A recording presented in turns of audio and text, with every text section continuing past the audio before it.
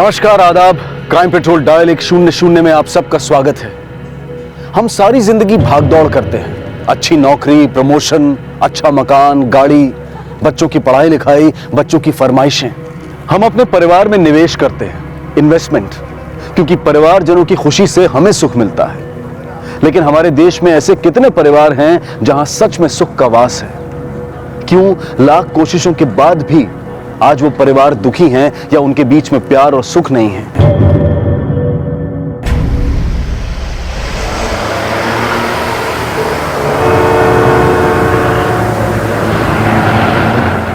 अरे रोको रोको रोको, जब तक मेरी बेटी नहीं आएगी बस आगे नहीं जाएगी। अरे अंकल जाने दे, बस का टाइम हो गया है। अरे भाई रुको ना। अरे मेरी बात सुनो, गाड़ी जाने दो, इतने सारे लोग रुके हुए हैं। तो मुझे भी तो भोपाल जाना है, मेरी बेटी को। साहब भाई रुकना, देखना भाई मेरी बेटी आ जाएगी। ऐसा आप रुके नहीं, वो हमको यहाँ साहब, ये पागल बेवजह हल्ला मचा रहा है।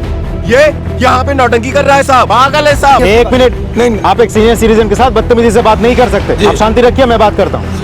अंकल जी, आपके पास टिकट तो होगी? टिकट तो मेरी बेटी लेके गई है, उसी के पास है टिकट। साहब ये झूठ बोल रहा है, ये सिर्फ बस को लेट कर रहा है सर। अंकल जी, ऐसा भी तो हो सकता है आपकी बेटी बस नंबर भूल गई होगी, किसी और बस पकड़ के चली गई होगी। नहीं, ऐसा नहीं हो सकता है। वो हमको यही बोली कि यहाँ बस आएगी अभी भोपाल की, तो वो गई मेरे लिए दवाई लाने। आप कितने देर से वेट कर रहे हैं? मैं करीब 2-3 घंटे से मैं यहाँ खड़ा हूँ। ठीक है, अब हमारे साथ चलिए, हम आपकी बेटी को ढूंढते हैं। एक बार मिल जाए तो दूसरी बस पकड़ के चले जाना। मेरे भी समाज में कुछ इज्जत है, लोग देखेंगे तो क्या बोलेंगे? हमारे साथ पुलिस स्टेशन जाएंगे आप तो आपकी इज्जत चली जाएगी। आपकी जवान बेटी घर नहीं लौटी तो इज्जत नहीं जाएगी। चलिए अजय, सामान लेकर आओ। मेरा सामान ले लो, चलो लेकर आओ इन्हें। चलो ये भी है। चलिए। मगर देखिए लोग क्या बोलेंगे। भाई रुकना बस को है, मैं आ रहा हूँ अभी। चलो भैया बस में बैठो, चलो चलो भाई चलो। इससे पहले कि आप सवाल जवाब करें, मैं बता दूं कि मेरा नाम सुधीर शुक्ला है? शुक्लागंज से तो आप परिचित है ना? जी, यही है लक्ष्मी नारायण शुक्ला मार्ग के पास। और वहाँ जो शुक्ला निवास है वो मेरा है, और मेरे ही पूर्वजों के नाम पे उस जगह का नाम है शुक्लागंज। मैंने अभी तक आपसे कुछ पूछा ही नहीं, आप प्लीज बैठिए पहले। मैं जानता हूं कि पुलिसिया कार्रवाई क्या होती है, इसलिए मैं बता रहा हूं। देखिए, मैं अपनी बेटी के साथ भोपाल जा रहा था, ऑटो रिक्शा में बस स्टैंड आ रहे थे, उसने मुझे बस अड्डे के पास उतारा, बोले मैं आगे से आपके लिए एक दवाई लेके आता हूं। तब से मैं बस अड्डे पे उसका इंतजार कर रहा हूं, बस छूटने वाली है, वो अभी तक आई नहीं। बस बात इतनी सी है, ये मुझे लाके यहाँ पे बंदी बना दिए।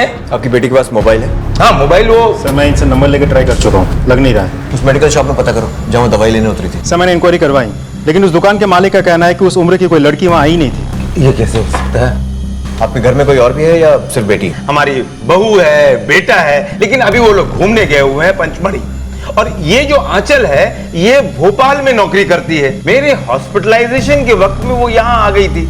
अब वो जिद पे अड़ी हुई है कि नहीं मैं आपको लेकर जाऊंगी। देखिए सर, अगर उनको ढूंढना है तो उनकी फोटो तो लगेगी। फोटो घर पे तो होगी ये फोटो। ठीक है, तो इन्हें अपने साथ ले जाओ और फोटो भी लेते आओ। चल। क्या गजब कर रहे हैं जनाब, मैं आप लोगों के साथ कैसे जाऊंगा? मेरी एक अपनी इज्जत है, वहां मैं अड़ोस पड़ोस वाले देखेंगे तो क्या बोलेंगे कि मैं पुलिस के साथ में। किसी प्राइवेट गाड़ी में इनको भेजने का इंतजाम करो। सर आप आइए मेरे साथ, ये लीजिए। आइए आइए, आप बैठिए, हम खोज कर लाते हैं। जी आप बैठिए। सामान रख दो।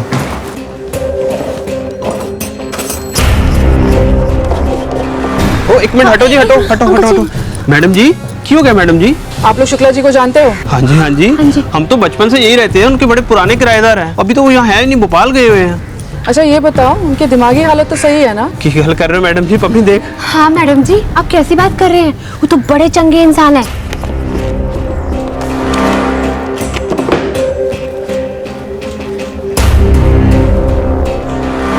ये लीजिए। ये तो बहुत पुरानी फोटो है, कोई नई फोटो नहीं है। अब मेरे पास तो यही है, आजकल तो सारे लोग मोबाइल में अपनी फोटो रखते हैं, और तो कोई है नहीं। तो आपकी बेटी अब भी ऐसी दिखती है?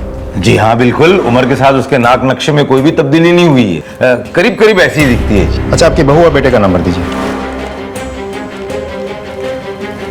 ये नंबर लीजिए। ठीक। की गल होगी अंकल जी, दसो तो सही। यार सनी, ये आंचल नहीं मिल रही। सुबह मुझे उसने बस अड्डे पे छोड़ा कि आप यहाँ रुको, मैं दवा लेके आती, और अभी तक नहीं पता। इतने देर से मैं इंतजार करता रहा। अंकल जी आप पहले पानी पीजिए। अंकल जी तुसी घबराओ हुए, सब ठीक हो जाएगा।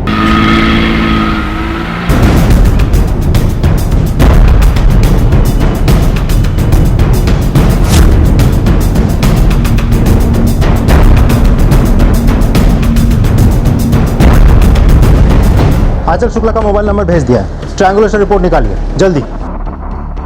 सर, आचल शुक्ला का मोबाइल भोपाल पर रजिस्टर्ड है। भोपाल पुलिस से बात हुई है मेरी, कल तक रिपोर्ट आ जाएगी। सर पूरा एरिया छान मारा, कुछ नहीं मिला।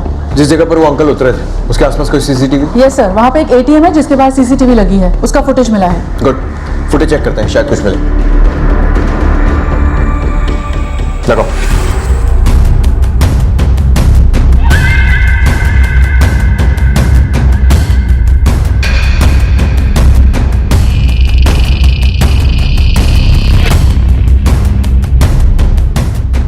बस जूम करो।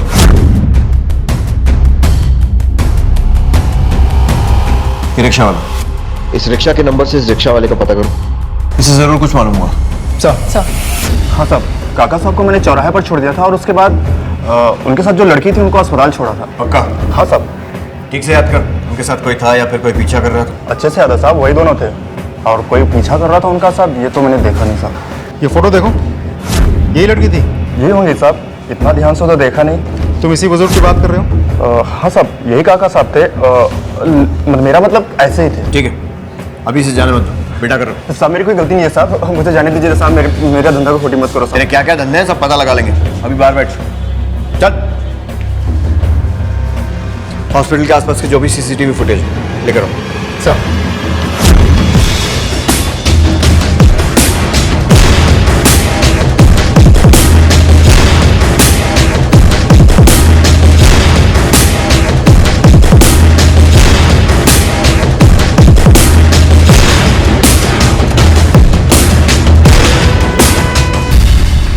इस वीडियो में तो इस लड़की की शक्ल साफ नहीं दिखाई दे रही।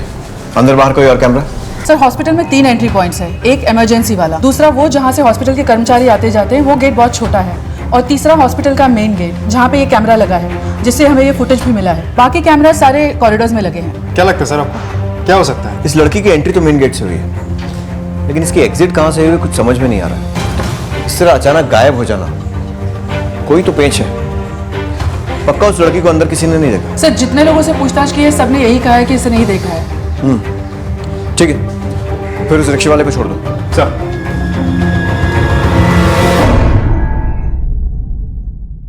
यहाँ पर एक राउंड सोफा होगा और बीच में एक शानदार सा फ्लावर। क्या सुबह सुबह समझा रहे हैं? कौन है आप? नमस्ते अंकल जी, मैं विक्रम। ठीक है, तो ये यहाँ क्या बता रहे हैं? घर दिखा रहा हूँ, हमने घर खरीदा है, ऊपर आए हैं, और क्या? आप सुधीर शुक्ला है ना? हाँ बिल्कुल। आपके बेटे महेंद्र शुक्ला से खरीदा है हमने। अरे मेरे बेटे महेंद्र से आप कैसे खरीद सकते हैं? ये घर मेरा है। पैसे देकर खरीदा है अंकल जी, ऐसे नहीं खरीदा है। आपने पावर ऑफ अटॉर्नी दी थी उनको, शायद आपको याद नहीं होगा। जब आप हॉस्पिटल गए थे तब उन्होंने मुझे ये घर बेचा है। 5 लाख रुपए दिए थे मैंने टोकन के, और 25 लाख रुपए मैंने तब दिए थे जब आपके हॉस्पिटल का बिल ज्यादा आ गया था। आप बकवास मत कीजिए, लगता है कि सुबह सुबह आप पी कर आए हैं। ए खन्ना साहब, ए शर्मा जी, इधर आइए, इधर आइए। फ्रॉड ही नहीं करेंगे, ऐसे नहीं चलेगा जी। अरे कैसे है? ये घर हमारा है, किसका घर है बताइए? आदेश है हमारे पास। क्यों? अरे ये घुस आया, कहता है कि ये घर इसका है। सुनिए सुनिए, मेरी बात सुनिए। किसी के घर में घुस के ना अपना घर नहीं बोलते, शर्म आनी चाहिए आपको। निकलो यहाँ से, निकलो यहाँ से, निकलो यहाँ से।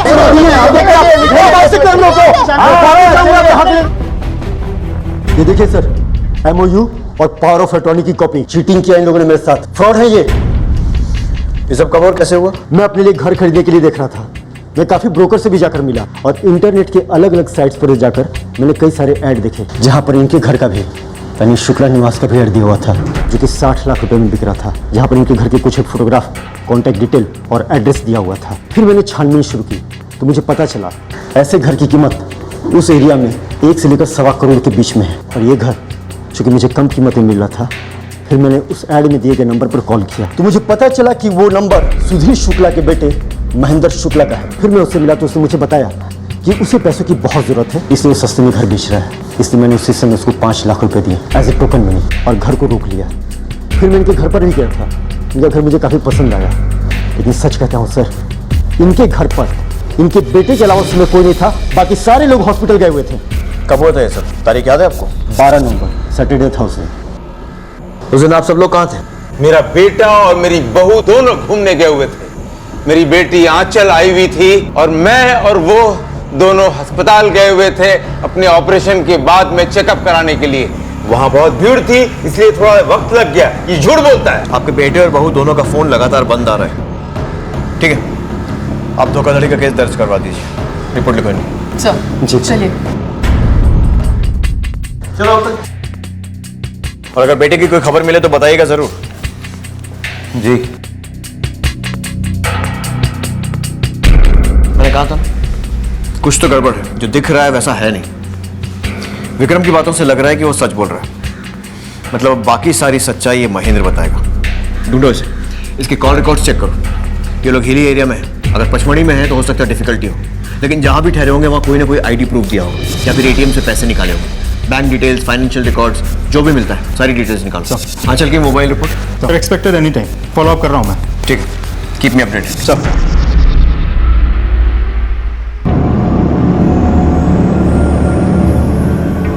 भाई कितने पैसे हुए? अंकल जी तो फिर रहने दीजिए, मैं पैसे दे देती हूँ। आप अपना ध्यान रखो अंकल, आप कोई चलो बात नहीं। चलो। अरे आंचल, आंचल आ गई। आंचल, बहू तू?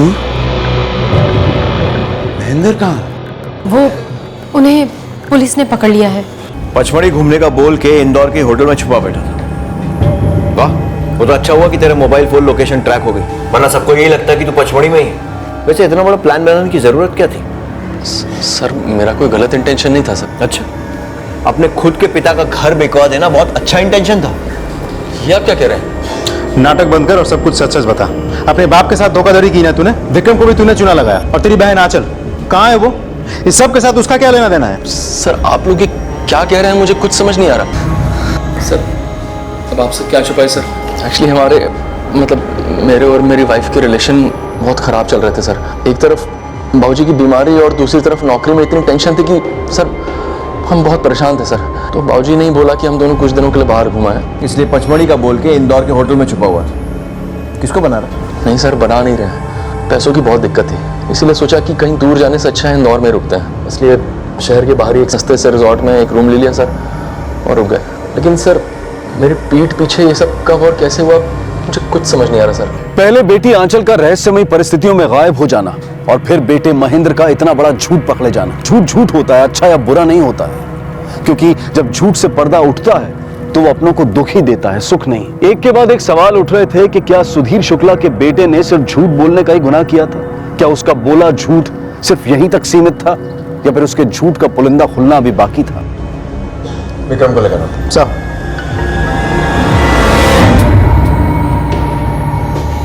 यही वो आदमी जिसने तुम्हें धोखा दिया? नहीं सर, ये कौन है? इसे तो मैं जानता भी नहीं सर। मुझे तो सुधीर शुक्ला के बेटे ने धोखा दिया था। ये वो नहीं है? नहीं। पक्का? पक्का सर। तो कोई गेम तो नहीं खेल रहा है ना? वरना पुलिस को धोखा देने की कोशिश में तू भी अंदर जाएगा। अरे नहीं सर, ये तो वो कोई और ही आदमी है। वो तो कोई और था, वो तो दाढ़ी वाला था, दुबला पतला सा। ठीक है, बाहर वेट करो। जी।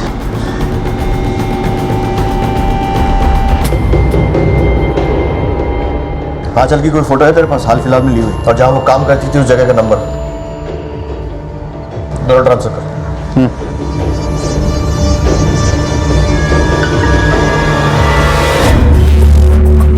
तो मत सर, आंचल की ये वाली फोटो सारे पुलिस स्टेशन और हॉस्पिटल्स में भिजवा दो और अपने खबरियों को भी दिखाओ। यस विक्रम, जिस एड को देखकर तुमने सुधीर शुक्ला का मकान खरीदने के लिए महेंद्र को पैसे दिए थे, उसकी सारी डिटेल्स इन्हें दे देना। और वो आदमी महेंद्र बनकर तुमसे मिला था और जिसने डीलिंग की थी, उसकी शक्ल याद है? जी सर। सर आइए मेरे साथ। जी।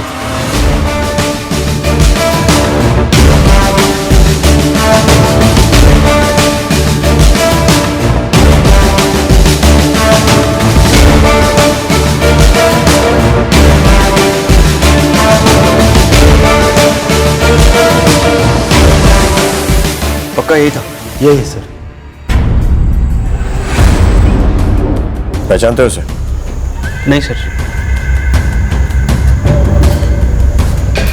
नहीं सर। नहीं सर, मैंने अपनी पूरी जिंदगी में इसे कभी नहीं देखा।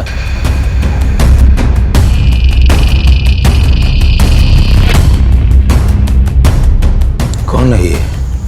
मैंने कभी देखा ही नहीं, मैं नहीं जानता उनको। ये वही आदमी है जिसने आपके बेटा होने का नाटक किया, विक्रम को उल्लू बनाया और मकान बेचने की कोशिश की।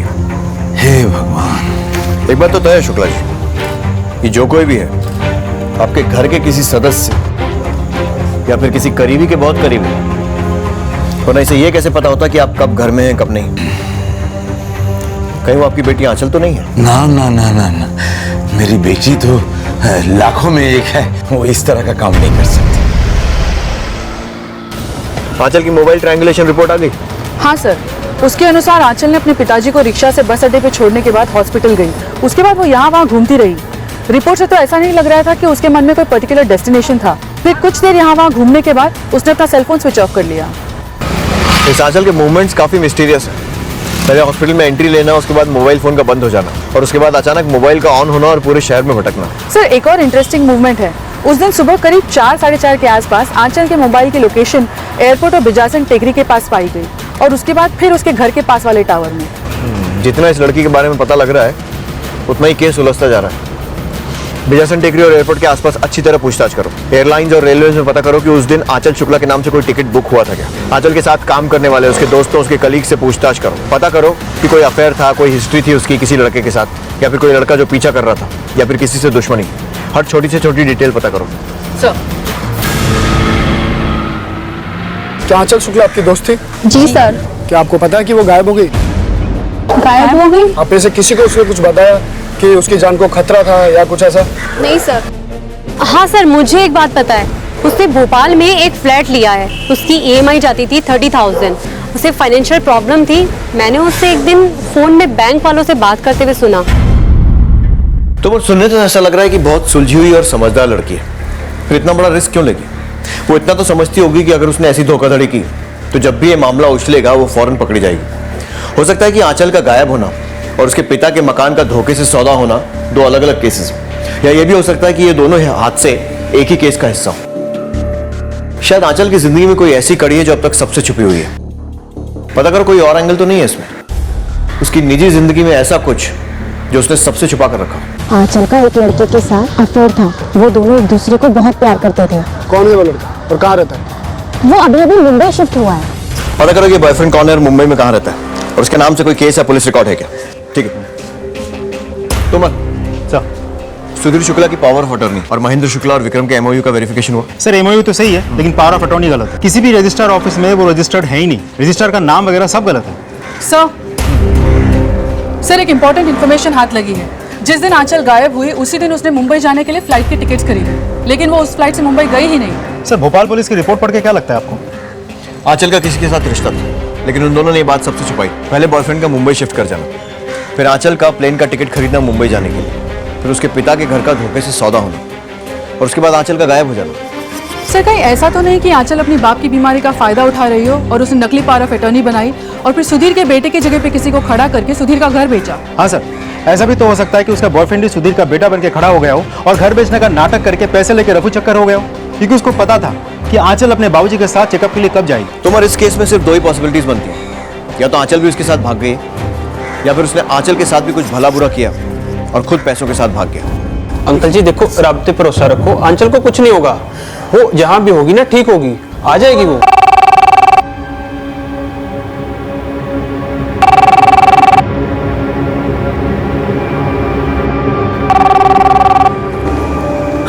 हेलो, हमने तेरी बेटी को किडनैप कर लिया है। जल्दी से 5 लाख रुपए का इंतजाम कर ले, नहीं तो उसे मार डालेंगे, समझा ना?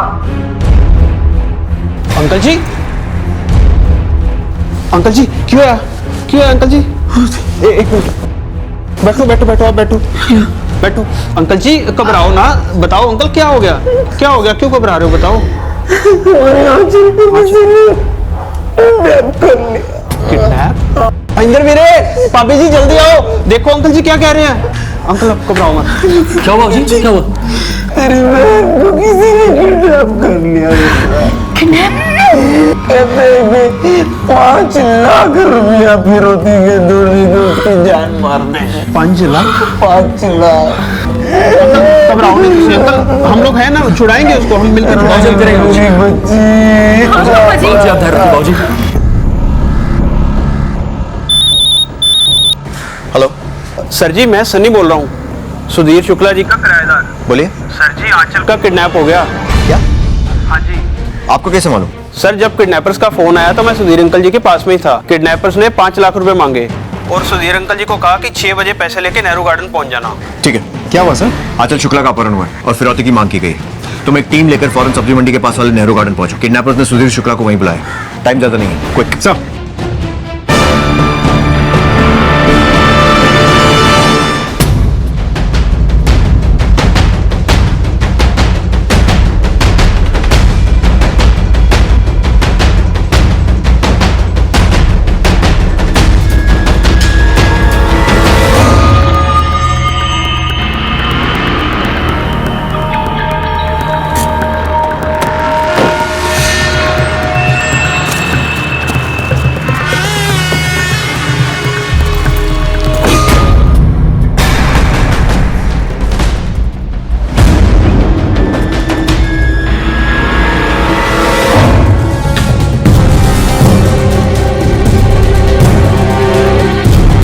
आगे देखो।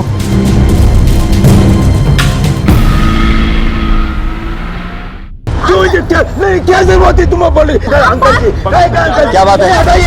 क्या बात है?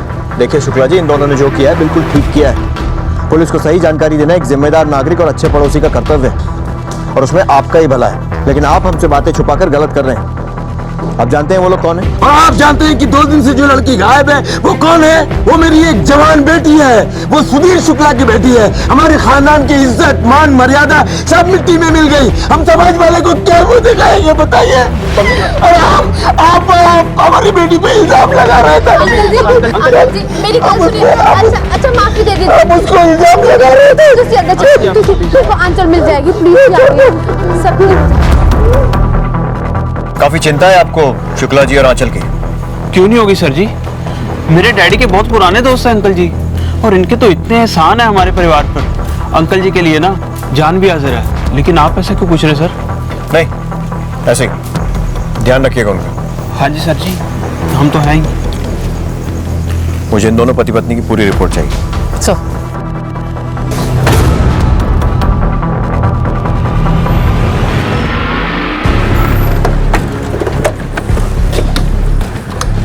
सर हाँ तो अगर मैं थोड़ी देर पहले पहुंचा होता तो किडनैपर को रंगे हाथों पकड़ लेता। हमें इन्फॉर्मेशन थोड़ी लेट मिली थी। या तो लेट मिली थी या फिर शायद लेट दी गई थी। अब समझ में आया। मैं सनी और पम्मी की रिपोर्ट क्यों मांग रहा था। सर आपको सनी और पम्मी पे शक है? तुमर, शक करना हमारे प्रोफेशन की पहली रिक्वायरमेंट है। जब तक अपराधी पकड़ा नहीं जाता हम सब पे शक करते हैं। हमारी शक की लिस्ट में कौन कौन था? सर सबसे पहले सुधीर शुक्ला का बेटा महेंद्र शुक्ला, फिर उसकी बहन आंचल, उसके बाद फिर आंचल का मुंबई में शिफ्ट हुआ बॉयफ्रेंड जो हमारे लिए अनजान है, और फिर जैसे कि आपने बताया सनी और पम्मी। अपनी लाडली बेटी को बचाने के लिए एक पिता किसी भी हद तक जा सकता है। अपनी जीवन भर की कमाई, अपने घर, किसी भी चीज को दांव पर लगा सकता है। संतान का प्रेम होता ही ऐसा है। सुधीर ने भी यही किया। लेकिन क्या इसका परिणाम वही होने वाला था जो सुधीर शुक्ला ने सोचा था, या फिर इस कहानी में अभी कुछ ऐसा घटने वाला था जिसकी कल्पना मात्र से ही इंसान सिहर उठे और रिश्ते नातों पर से विश्वास ही उठ जाए? क्या आंचल जिंदा थी? क्या महेंद्र वो मास्टरमाइंड था जिसने ये सारा जाल बुना था? और पम्मी और सनी का इस पूरे केस में क्या इन्वॉल्वमेंट था? या फिर कोई और था जो दूर रहकर ये पूरा खेल खेल रहा था और ये सभी पात्र उसके हाथों की कठपुतली थे? इंदौर पुलिस ने इन सवालों के जवाब ढूंढने के लिए अलग अलग संभावनाओं को टटोलना शुरू किया। और अब धोखाधड़ी से मकान बेचने के इस केस में नया एंगल आया, किडनैपिंग का। आंचल का किडनैप हुआ और फिरौती मांगी गई और सुधीर शुक्ला ने पुलिस को बगैर बताए फिरौती दे भी दी। सबूत सामने है। जिस किसी ने भी मकान बेचने की साजिश की है वो जरूर कोई अंदर का आदमी है। लेकिन ये किडनैपिंग का मामला कोई भी हो सकता है। सर क्या दोनों क्राइम्स एक ही आदमी नहीं कर सकता? कर भी सकता है और नहीं भी। हो सकता है कि ये दोनों मामले आपस में जुड़े हुए हो, या फिर शायद इनका आपस में कोई लेना देना ही ना हो। सर अगर ये दोनों क्राइम्स एक ही आदमी ने किया है तो कौन हो सकता है? कौन? सर सुधीर शुक्ला का बेटा महेंद्र शुक्ला, क्योंकि बड़ी कन्वीनियंटली अपनी पत्नी को लेकर पंचमढ़ी जाने के नाम पे बगल वाले रिसोर्ट में चला गया था, जबकि उसको पता था कि बाबूजी की तबीयत खराब थी। और वो क्राइम इसीलिए कर सकता है क्योंकि उसके पास घर की चाबी भी थी। उसको ये भी पता था कि बाबूजी चेकअप के लिए कब जाते हैं कब आते हैं, या फिर किसी आदमी को महेंद्र बना के वो घर पे भेजा होगा, या फिर पम्मी और सनी, क्योंकि उन्होंने किडनैपिंग की इन्फॉर्मेशन भी हमें लेट दी थी। Let's start. तुम महेंद्र के ऑफिस, उसके कलीग्स, उसके दोस्तों से पूछताछ करो। और दीपक, पम्मी और सनी, इनकी सारी रिपोर्ट्स निकालो। सर। और आंचल, उस पर भी तो शक है। बिल्कुल, हो सकता है कि एक पूरा नाटक हो, एक बहुत अच्छी तरह सोची समझी गई साजिश। पर सर, अगर आंचल का सच में किडनैप हुआ हो तो हमें आंचल को छुड़ाना होगा, उसकी जान को नुकसान पहुंचे उससे पहले। बट आई एम श्योर कि किडनैपर कोई ना कोई सबूत तो जरूर छोड़ेगा। तो इंटरनेट पर जो सुधीर शुक्ला के घर बेचने का ऐड आया था, वो किसने कहां से अपलोड किया था? साइबर सेल की रिपोर्ट आई? सर अब तक रिपोर्ट आ गई होगी, मैं मेल चेक करके बताता हूँ। चेक कर।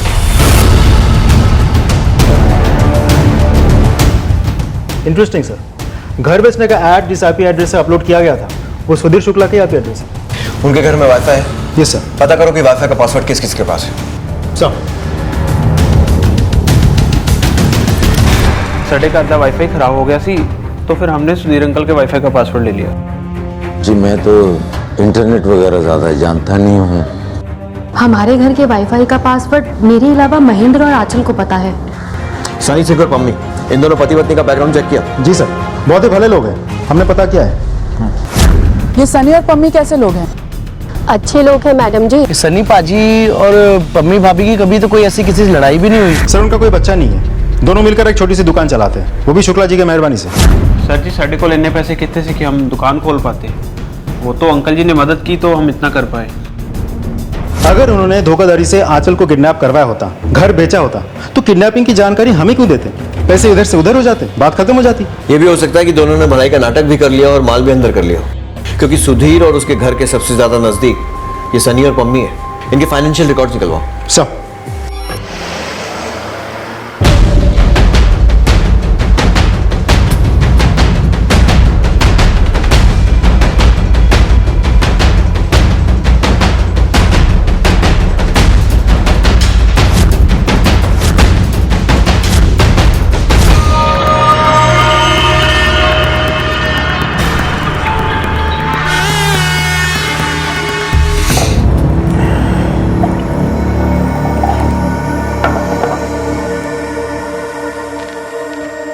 बाबूजी, बैंक मैनेजर ने बताया कि अपने सारे गहने। हाँ बेटे, मैंने सारा का सारा गहना बैंक से निकाल लिया। बहू, उसमें कुछ गहने थे जो तुम्हारी सास ने तुम्हारे लिए इस घर में छोड़ा था, और कुछ गहने थे जो तुम अपने परिवार से लेकर आई थी। मुझे माफ कर दो इसके लिए, मुझे माफ कर दो। भाऊजी, आप मेरी और गहनों की चिंता मत कीजिए, पर आपने सब कुछ किडनैपर को दे दिया तो आपके पास तो कुछ भी नहीं बचा। हाँ बेटी, अब मेरे पास फूटी कौड़ी भी नहीं बची, लेकिन कोई बात नहीं। आंचल घर वापस आ जाए, इससे बड़ी खुशी की बात क्या हो सकती। ये तो शुक्ला खानदान की इज्जत का सवाल है, और मैं जानता हूँ कि इस मामले में तुम हमारी पूरी तरह मदद करोगी। जी भाऊजी, मैं आपके साथ हूँ। आप और महेंद्र एक ही जगह काम करते हैं? जी सर। कैसा आदमी है वो? मेहनत तो सर वो बहुत करता है, पर कामयाबी उसके नसीब में नहीं है, और सेल भी उसका इतना अच्छा नहीं था।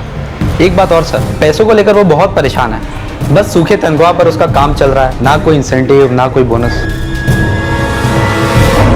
पैसों की जरूरत पूरी करने के लिए उसने कोई गलत रास्ता तो नहीं अपनाया था? मैं महेंद्र सट्टा खेलने लगा था। अभी हाल ही में इंडिया पाकिस्तान मैच में उसने काफी पैसे लगाए थे, पर वो सारे हार गया। सट्टे में पैसे लगाए थे ना तूने? हाँ सर, लेकिन सर बस एक दो बार, वो भी हार गया। कौन से नंबर पर लगाए थे?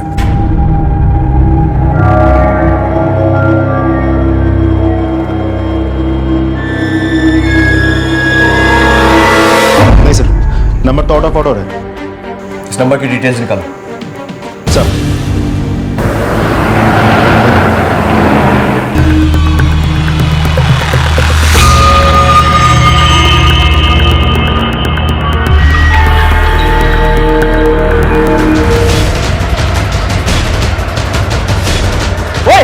ओए कौन है तू?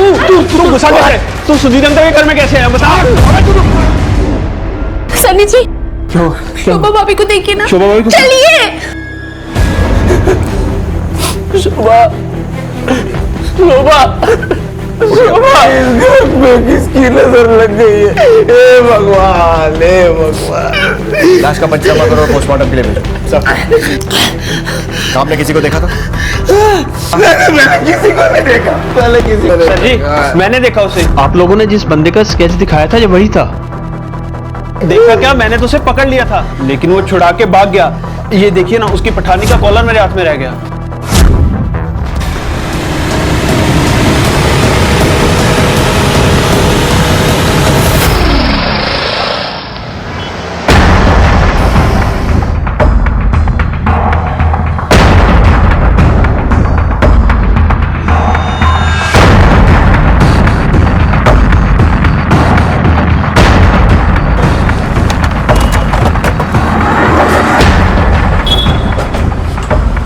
सुनिए जरा।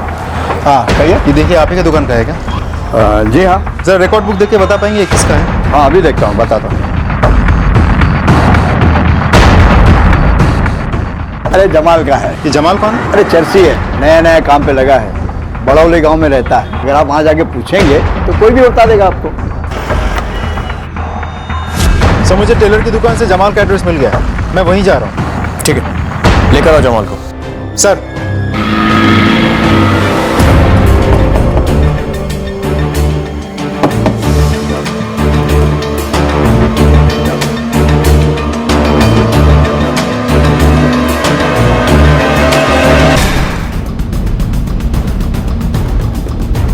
सर जमाल का तो खून हो गया, डेड बॉडी घर में ही मिली, दरवाजा भी टूटा हुआ है। फॉरेंसिक डिपार्टमेंट में फोन करो, लाश का पंचनामा करो और आस पड़ोस में पूछताछ करो कि किसी को आते जाते देखा है क्या। और ये भी कि जमाल कहाँ काम करता था। हाँ साहब, मैं जमाल को जानता हूँ। अगर तू जमाल को जानता है तो ये भी जानता होगा वो किसके लिए काम करता है। हाँ साहब, मैं जानता हूँ किसके लिए काम करता है। किसके लिए?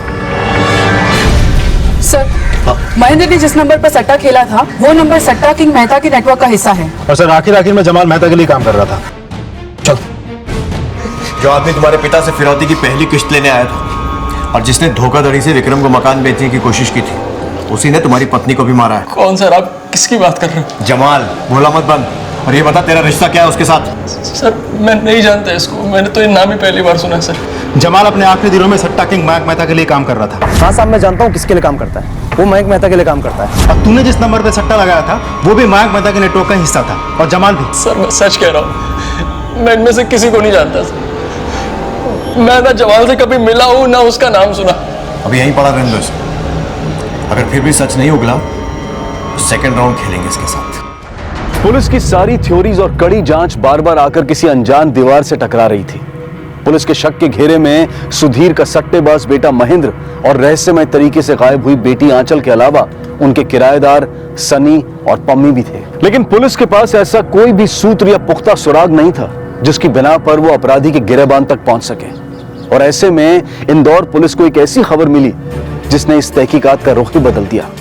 सर हाँ तो अभी अभी खबर आई है कि आंचल का नंबर विजयनगर के पास स्विच ऑन हुआ है। हमने उस नंबर को ट्रैक किया है।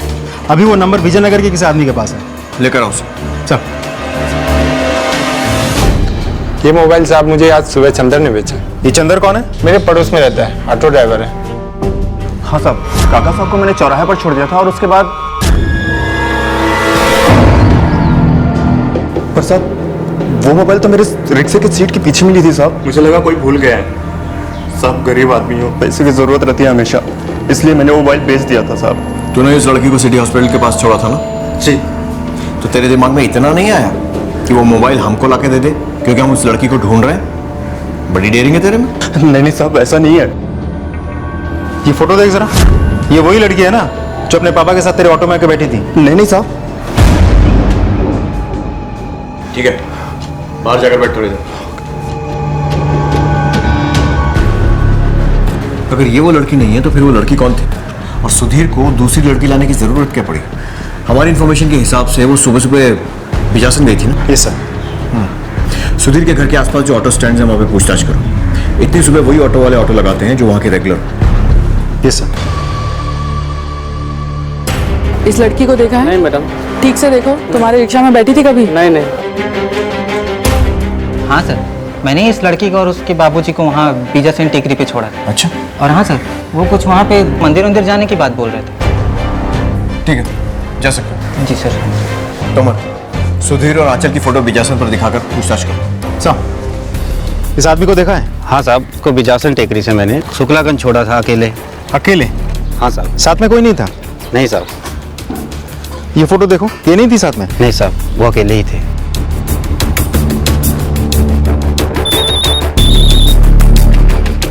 लगता है जिस कड़ी को हम ढूंढ रहे थे वो मिल गई।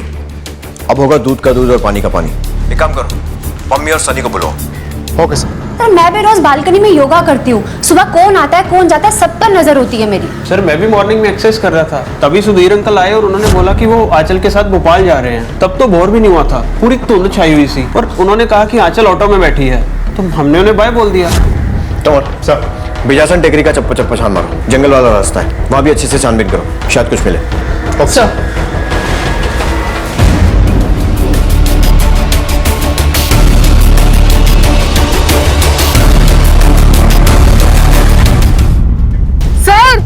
यहाँ आइए।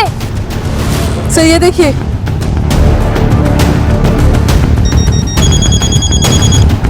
हाँ तोमर, सुधीर को लेकर आओ तुरंत।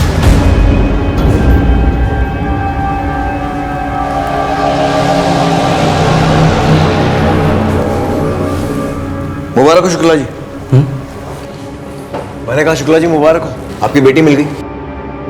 अरे आपको तो खुश होना चाहिए, इतना सदमे में क्यों लग रहे हैं? नहीं, मैं खुश हूं।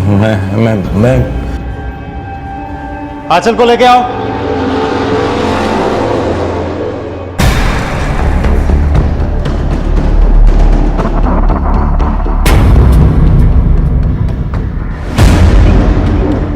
सुधीर शुक्ला के बदले हुए रवैये ने पुलिस को उन्हें अपनी कस्टडी में लेने पर मजबूर कर दिया और अब पुलिस उनके बयान को दोबारा दर्ज कर रही थी। उन्होंने अपने इस बयान के दौरान जो खुलासे किए उससे पुलिस के भी होश फाख्ता हो गए। जिसने और जिस वजह से इस जुर्म को अंजाम दिया गया था वो कोई सोच भी नहीं सकता था।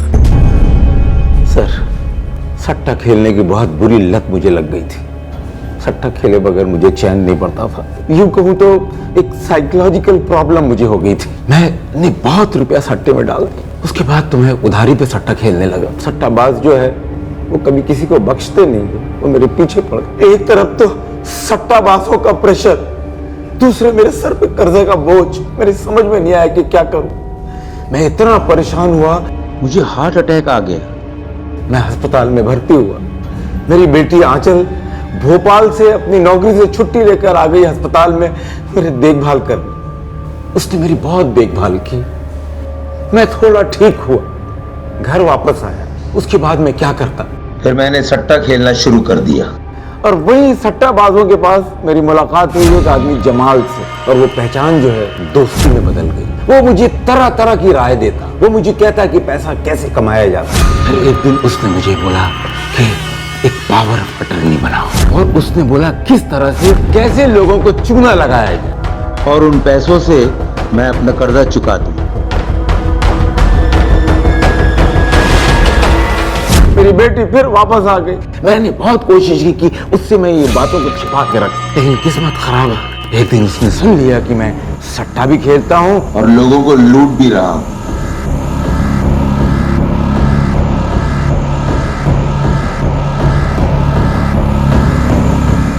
वो ये सब सुन के एकदम तिलमिला उठी। और उसने मुझे धमकी दी कि वो मेरी सारी बात समाज और पुलिस को बता देगी।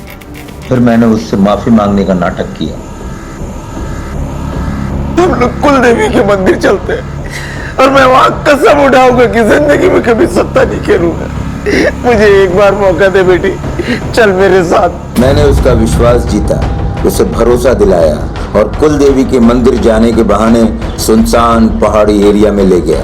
बहुत ही सोच विचार करने के बाद मैंने एक प्लान बनाया, और उसमें मुझे बखूबी कामयाबी मिली। मैंने फोन करके उस नर्स को बुला लिया, हमारी आंचल की उम्र की थी। मैंने उससे कहा मुझे भोपाल जाना है अपनी आंचल के क्या तुम मुझे बस अड्डा तक छोड़ दोगी? वो सुबह सुबह ही आ गए। मैंने अपने पड़ोसियों को बुलाया, सनी और पम्मी को। उनसे मैंने कहा कि मैं आंचल को लेकर भोपाल जा रहा हूँ। किसी को शक नहीं हुआ कि ऑटो रिक्शा में कौन बैठा हुआ है। मैं ऑटो लेकर निकल गया। चौराहे पे आकर मैं जब उतरा तो मैंने ऑटो रिक्शा के सीट के पीछे की तरफ आंचल का मोबाइल डाल दिया ताकि हर एक उलझन में उलझ जाए। नर्स हॉस्पिटल चली गई। मैंने खुद अपराध के शिकार होने का बहाना बनाया। किसी को पता नहीं चला।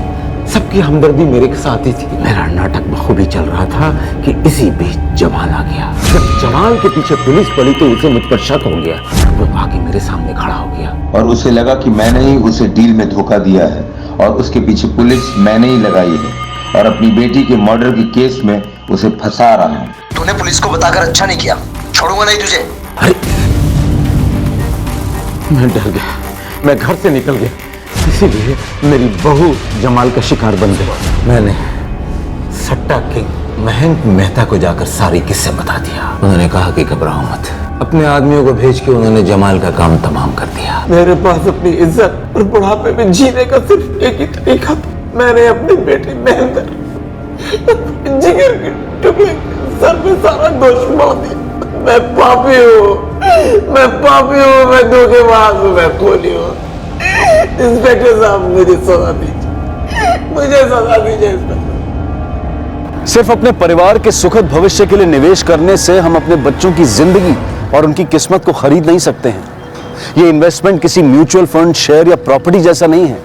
ये इन्वेस्टमेंट हम अपनों के लिए करते हैं और बदले में सुख और खुशी पाते हैं। गौरतलब बात यह है कि सुधीर शुक्ला को सट्टेबाजी की लत थी, नशा था और इज्जत का गुरूर था और इसी सट्टेबाजी की मोह और गुरूर में अपनी बेटी का कत्ल कर दिया, बेटे को कानून की गिरफ्त में फंसा दिया और अपनी जान बचाने के लिए बहू को कुर्बान कर दिया।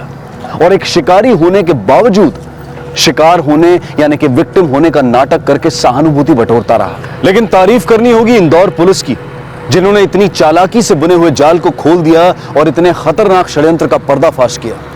आज सुधीर अपनी बची हुई जिंदगी जेल की सलाखों के पीछे बिता रहा है और उससे मिली जानकारी के आधार पर इंदौर पुलिस ने कई जगहों पर छापे मारे और सट्टा बाजारियों को गिरफ्तार किया और अब सट्टे की इस रोकथाम के लिए कई प्रभावी कदम उठाए जा रहे हैं। देखते हैं हमारे आज के एपिसोड की दूसरी कहानी। अरे हाँ यार, वो क्यूट सा लड़का पता है आज भी मुझे घूर रहा था। पर यार वो कितना भी क्यूट क्यों ना हो, I don't have time for all this. IAS जो बनना है और भैया भाभी से प्रॉमिस भी तो किया है ना। अरे ये टीवी क्यों नहीं चल रही है? बहू पानी ला जरा, दवा खानी है। ये लड़की भी ना एक दिन हार्ट अटैक करा के रहेगी।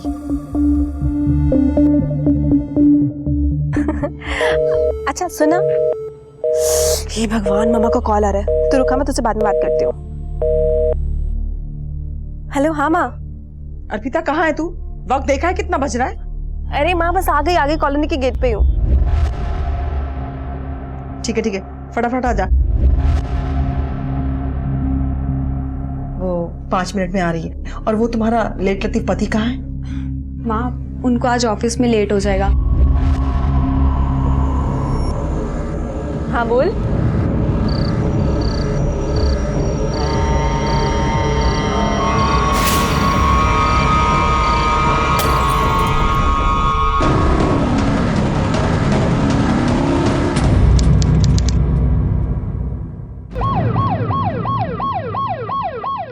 तो उन लड़कों ने तुम्हें छुआ पर रेप तो नहीं किया? मेरा मतलब कहां छुआ? मोलेस्टेशन ही तो हुआ है, रेप तो नहीं। 90% मोलेस्टेशन की घटनाओं में सबसे पहले पीड़ित को यही कहा जाता है। प्रशासन भी मोलेस्टेशन को गंभीरता से नहीं लेता है और न ही औरतें इसके खिलाफ पुलिस में रिपोर्ट लिखवाती हैं। और यही लापरवाह नजरिया कारण है कि हमारे देश में मोलेस्टेशन की घटनाएं बढ़ती जा रही हैं। इसलिए समय आ गया है कि हम मोलेस्टेशन की तरफ अपने नजरिए को बदलें, क्योंकि समाज का यह दुष्कर्म पीड़ित के लिए जीवन भर का सदमा है। और पिछले कई सालों में तो मोलेस्टेशन कारण बना है खून और आत्महत्या की घटनाओं का भी। 1 मिनट, ये क्या तरीका है बात करने का? अगर सवाल पूछनी है तो ढंग के पूछे। देखिए मैडम, हमें हमारा काम करने दीजिए। रुको, सही कह रही है। चौबार। Yes ma'am. I am sorry. I know जो तुम्हारे साथ हुआ उससे तुम बहुत डर गई हो, लेकिन हमारा उन्हें पकड़ना बहुत जरूरी है। ताकि वो किसी और लड़की के साथ ये दोबारा ना कर सके, और इसके लिए तुम्हें हमारी मदद करनी ही होगी। अच्छा मुझे ये बताओ कि वो कितने लोग थे, एक या एक से ज्यादा? मैम, मुझे कुछ अच्छे से याद नहीं, लेकिन बहुत सारे हाथ थे, मुझे हर जगह छू रहे थे। मैंने कहा था ना जल्दी वापस आना घर, और लेट तक घूम। अच्छा बेटा ये बताओ कि तुम उनमें से किसी को पहचान सकती हो क्या? कुछ ऐसा जो तुमने देखा उनके बारे में?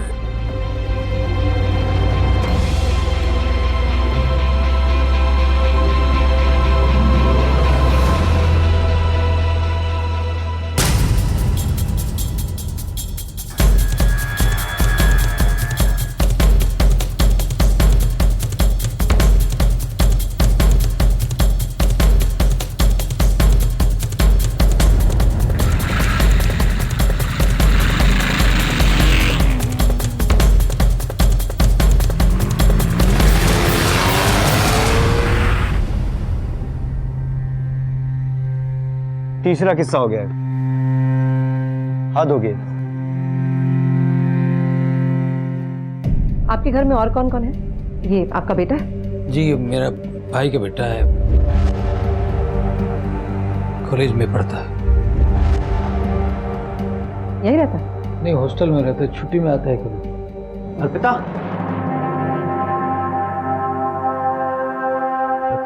ठीक हो ना? भैया अर्पिता मैम, सब ठीक हो जाए। मैम पहले 2 बार भी ऐसा हो चुका है। आप लोग क्या कर रहे हैं? वो गुनहगार वहां पे खुलेआम घूम रहे हैं। और मैम देखिए, आपको हमारी कॉलोनी की लड़कियों की इतनी चिंता है तो जाइए ना, पकड़ के लेके आइए। देखिए सारी जिम्मेदारी पुलिस की नहीं होती है। हम यहाँ तैनात थे 3 महीने, तब कुछ नहीं हुआ, और आप लोगों से कहा था कि सिक्योरिटी में आप भी हमारी मदद करिए, फेंसेस लगवाइए, सीसीटीवी कैमरास लगवाइए। किया आप लोगों ने? देखिए मैम, आप जैसा कहेंगे हम सब वैसे ही करेंगे, लेकिन प्लीज इस बार ये मोलेस्टर्स बचने नहीं चाहिए। हम पूरी कोशिश करेंगे, लेकिन हमें आप सबकी मदद की जरूरत पड़ेगी, पूरे कॉलोनी की मदद की जरूरत पड़ेगी।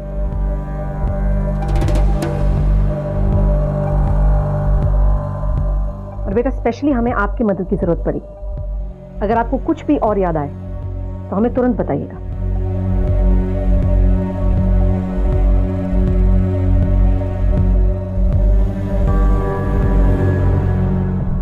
आप लोगों में से किसी ने कुछ सुना या देखा? नहीं। कमाल है, एक लड़की आपके मोहल्ले में जोर से चीखती है, चिल्लाती है, और सोसाइटी के 50 घरों में किसी ने उसकी आवाज नहीं सुनी। मैम हमने सोचा बच्चे हैं, शरारत कर रहे होंगे। शरारत? ये आप लोगों के मोहल्ले में तीसरा इंसिडेंट है, और फिर भी आप लोग चौंकने नहीं। लगता है आप लोगों को अपनी बच्चों की परवाह ही नहीं। अगर आप में से किसी को कुछ याद आए तो हमें इन्फॉर्म कीजिए। पिछले 2 केसेस में और इसमें क्या सिमिलैरिटी है, कुछ पता चला? मैम तीनों विक्टिम्स को ज्यादा कुछ याद नहीं है। सेकंड विक्टिम पूजा के मुताबिक वो 2 मोलेस्टर्स थे, लेकिन अर्पिता के हिसाब से वो 2 से ज्यादा थे। अर्पिता काफी हिली हुई है। ये ऐसे केसेस इतने सेंसिटिव होते हैं कि अक्सर ऐसे होता है कि विक्टिम अपना दिमाग ही बंद कर देता है, उस तकलीफ देने वाली चीजों को याद ही नहीं करना चाहता। लेकिन मैम इस केसेस में मोटिव क्या हो सकता है? आई मीन कपड़े फाड़े गए लेकिन रेप अटेम्प्ट नहीं हुआ। अगर उनकी लेवल तक गिर के देखो ना, तो हो सकता है मजे के लिए किया, आगे जाने की हिम्मत ना हो, या ये भी हो सकता है कि इस बात का डर हो कि ये जीता जागता मोहल्ला है, कोई भी आ सकता है। तो अलग बात है कि जीते अपने लिए ही लोग। चलो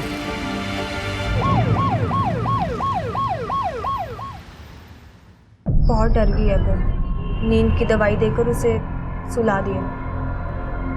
श्रेया बेटा, तुम दोनों घर चली जाओ, ठीक है? मम्मी जी आज हम यहीं रुक जाते हैं। मुझे पुलिस वालों पे कोई भरोसा नहीं है। ये हमारी कॉलोनी है, हमारा परिवार है, इसकी सुरक्षा की जिम्मेदारी भी हमको ही लेनी होगी। आज से हम में से कोई ना कोई फ्रंट और बैक गेट को गार्ड करेगा। लेकिन ऐसा कब तक कर पाएंगे? वो तो करना पड़ेगा। इतना टाइम किसके पास है? अरे टाइम नहीं है तो टाइम निकालना पड़ेगा। इनकी जगह आपकी बेटी होती तो। बिल्कुल ठीक बात है। चुप हो जाओ यार, ये आपस में लड़ने का समय नहीं है, और इस कॉलोनी की सभी बच्चियां हमारी बेटियों के जैसी हैं, और ये कॉलोनी नहीं एक परिवार है, इसलिए हम सब आपस में मिलजुल कर बारी बारी से पहरा देंगे।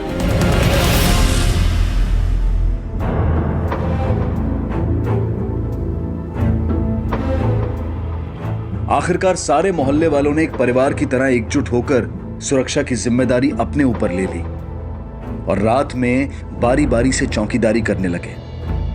कुछ दिन तक तो सब कुछ ठीक रहा, लेकिन कुछ दिन बाद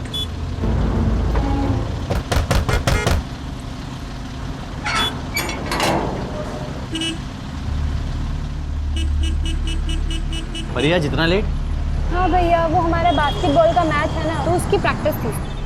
अच्छा अच्छा, ठीक है, आराम से जाना, सब ठीक है, मैं हूँ यहाँ पे, डरना मत।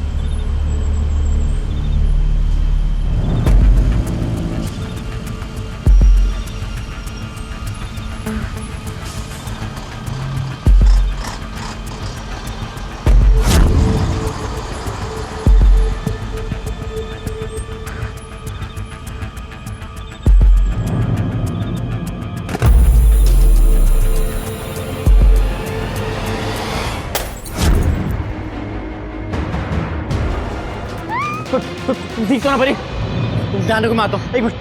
अरे क्या हुआ? अरे क्या हुआ? कौन था?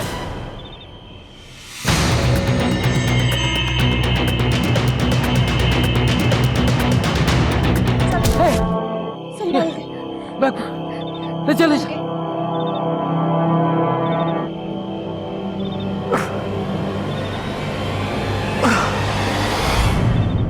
देखो, मैं जानती हूँ तुम पेन में हो, लेकिन तुम्हें अपने दिमाग पर जोर डालना ही होगा। कल रात जब तुमने उनका पीछा किया, क्या तुम उनकी शक्ल देख पाए? बहुत अंधेरा था वहां पे, मैं भागा उनके पीछे, पर मैं पकड़ नहीं पाया, वो झाड़ियों में कहीं जाके छुप गए।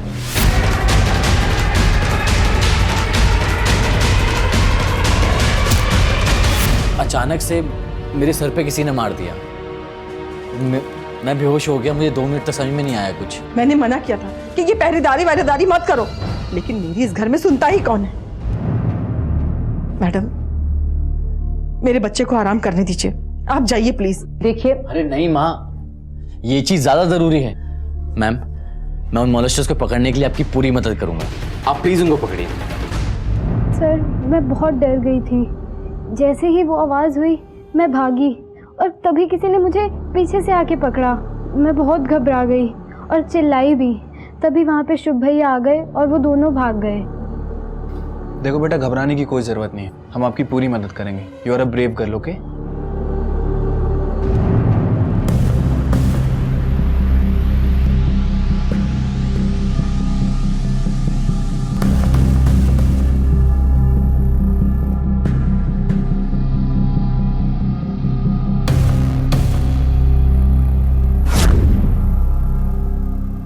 मैम, कॉलोनी के फ्रंट और बैक दोनों गेट पे सिक्योरिटीज है और पीछे वाली दीवार पे कांच भी लगवा दी है। मुझे लग रहा है ना, ये कहीं अंदर का ही जॉब है। ये मोलेस्टर्स इसी कॉलोनी में से कोई है। मैम, क्या हो रहा है? ये चौथा केस हो गया मैम। चौथा केस हो गया, और आप लोगों ने क्या किया? सीसीटीवी लगाने को कहा था ना। वो मैम, मैडम जी बस लगने वाला है, वो कॉस्ट पे डिस्कशन चल रहा है। हद हो गई। मैम, आपसे एक बात कहनी थी। वो कल रात को जब मैंने उन मॉलेस्टर्स को बात करते हुए सुना था, तो मुझे लगा कि उनकी आवाज़ जानी पहचानी है, मैं जानता हूँ उनको, पहले कभी सुनी, ऐसा लगा मुझे। हमें भी यही लग रहा है कि ये मोलेस्टर जरूर इसी कॉलोनी के है, इसलिए मुझे कॉलोनी के सारे लोगों की डिटेल्स चाहिए। मैं आपकी मदद कर सकता हूँ, मैं इस सोसाइटी का सेक्रेटरी हूँ, आइए प्लीज।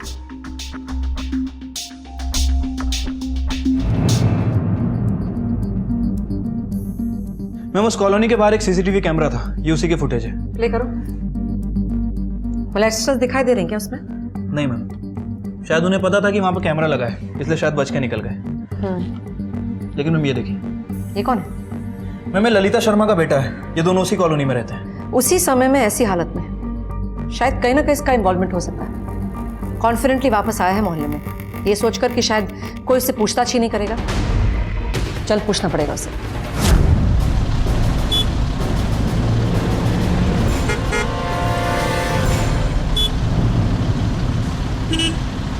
मेरा बेटा? आप मेरे बेटे पर इतना गंदा इल्जाम लगा रही है मैम? ये कॉलोनी हमारे परिवार की तरह है, 20 साल से रह रहे हैं हम यहाँ पर, और 3 साल पहले जब मेरे हस्बैंड की डेथ हुई थी तब इन्हीं लोगों ने सपोर्ट किया था मुझे और मेरे बेटे को, तो वो ऐसा क्यों करेगा? बड़ा अच्छा लगा सुन के कि आप एक परिवार की तरह रहते हैं, लेकिन अगर आपके बेटे ने कुछ किया नहीं तो आप घबरा क्यों रही हैं? उसे बुलाइए, मुझे बात करनी है उससे। तन्मय,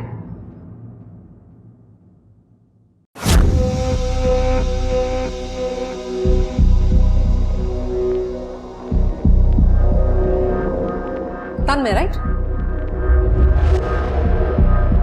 क्या तुम मुझे बता सकते हो तन्मय कि जिस रात शुभ और परी पे अटैक हुआ तुम कहाँ थे? मैं दोस्त के घर था। दोस्त के घर मस्ती करने? जी। तो फिर तुम्हारी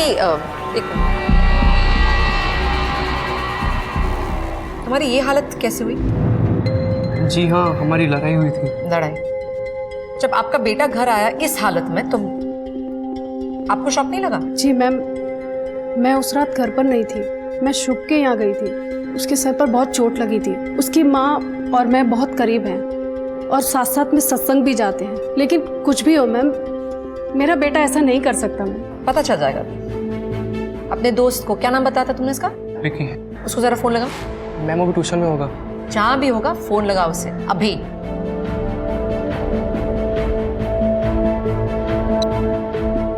स्पीकर पे।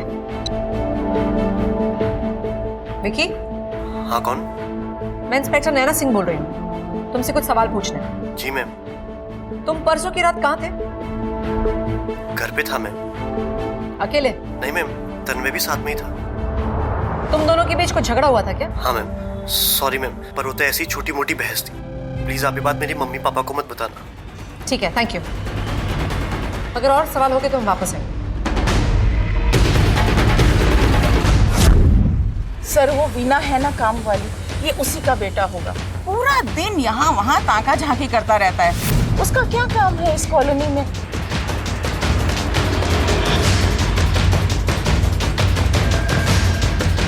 ए लड़के, यहाँ क्या कर रहे हैं? 40 साल का जवान, शादी नहीं की उसने। कॉलोनी की किसी भी औरत को जाता देखकर अपने कपड़े उतारकर खड़ा हो जाता है। बड़ा ही बेशरम आदमी है।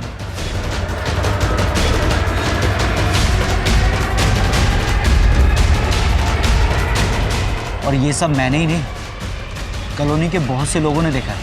आप चाहे तो पूछ लो। Thank you. इतने सारे नाम? हाँ मैम, इन सभी के नाम सामने आए, लेकिन हर आदमी किसी तीसरे आदमी पर इल्जाम लगा रहा है। ऐसे केसेस में ना किसी पे ज्यादा भरोसा नहीं कर सकते, क्योंकि हर कोई सामने आता है। या तो ये पर्सनल दुश्मनी निकालने की कोशिश होती है या लाइमलाइट में आने की कोशिश होती है। लेकिन कोई सस्पेक्ट्स निकल के आए कि नहीं? Yes ma'am. मैम कामवाली का बेटा राजा, लोगों ने इसे ताकझाक करते हुए देखा था। और कॉलोनी में रहने वाला बैचलर हर्ष, इसके अजीब बिहेवियर से लोगों को इस पे भी शक है। और मुझे अभी तक इस तन्मय पे भी शक है। एक काम करो, तुम इन दोनों से पहले पूछताछ करके आओ, पता तो चले क्या पता लगता है इनसे। Okay ma'am. हाँ, झांकता हूं मैं। ऐसा कहाँ लिखा कि ऐसा नहीं कर सकते? चुप कर। क्या बोल रहा है तू? कितनी बार तुझे मैंने मना किया है, लेकिन तू है कि सुनता ही नहीं। सर, मेरे बेटे ने कुछ नहीं किया। इसे तो सिर्फ बड़े लोगों की जिंदगी पसंद है और वही जिंदगी ये जीना चाहता है। इसने कुछ नहीं किया। मेरा बेटा बहुत सीधा है, वो जानता है कि यही उसकी असली जिंदगी है। बड़े लोगों की जिंदगी से सिर्फ उसका लगाव है। जिस दिन कॉलोनी में मोलेस्टेशन हुआ, उस वक्त कहाँ था आपका ये सीधा साधा बेटा? सर मैं तो घर पे ही था। बोलना माँ। फोन दिखा तेरा। इतना महंगा फोन कहाँ से आया तेरे पास? सर मैंने सेकंड हैंड लिया है। सर ये कह रहा है कि सेकंड हैंड लिया है तो सेकंड हैंड ही लिया होगा। मेरा बेटा झूठ नहीं बोलता, उसे छोड़ दीजिए, उसने कुछ नहीं किया। तुम्हारे खिलाफ कंप्लेंट आई है कि तुम हमेशा बिना कपड़ों के बाहर खड़े रहते हो, स्पेशली जब लड़कियां वहां से गुजरती हैं। कुछ ज्यादा नहीं हो रहा साहब, मेरा घर है, मैं कभी कभी टॉवल के साथ बाहर चला जाता हूँ। इसमें दूसरों का प्रॉब्लम है, मैं कंफर्टेबल फील करता हूँ। अब किसी को परेशानी है तो अपनी आंखें बंद कर ले। और जब ये लड़कियों के साथ छेड़छाड़ हो रही थी उस वक्त कहाँ थे? इतना किसको याद रहे? देखिए, याद नहीं है तो याद करने की कोशिश कीजिए, या फिर याद करने के दूसरे तरीके आजमाओ। उस रात मैं घर पर ही था और जाऊंगा भी कहाँ? मेरा कोई अपना है नहीं जो किसी के घर जाऊं। अरे एक मिनट, क्या कर रहे हैं आप इसे नहीं देख सकते? आपके पास सर्च वारंट नहीं है। और साहब क्या आप यहाँ पे अपना टाइम वेस्ट कर रहे हैं? यहाँ कुछ नहीं मिलेगा आपको। तुम्हें हमारे समय की चिंता करने की जरूरत नहीं है। जल्दी मुलाकात होगी, वो भी सर्च वारंट के साथ। चलो।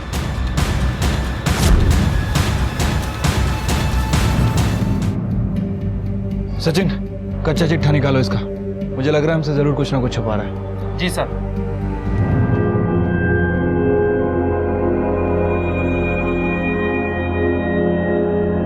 ओहो, नहीं नहीं रोते नहीं, चुप हो जा चुप हो जा चुप हो जा। क्या हुआ मेरे राज्य बेटे को? हाँ श्रेया, हाँ हल्ला हो रहा है, बहुत दर्द हो रहा है, प्लीज। हाँ शुभ, सो जा। क्यों इतना रो रहे हैं? हाँ मेरा राजा बेटा रोया नहीं करते। हाँ सो जा।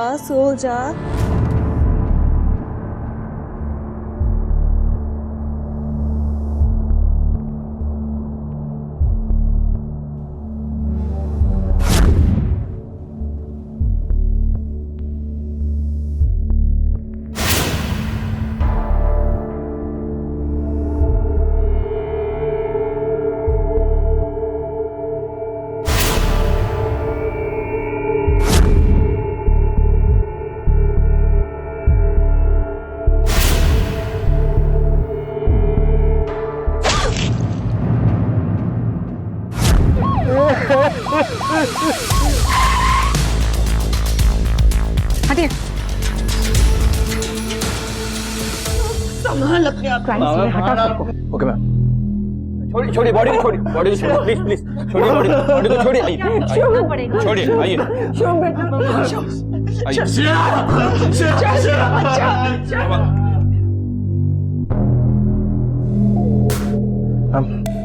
आस पर देखकर लग रहा है कि पूरी फैमिली के फिंगरप्रिंट होंगे। डेफिनेटली।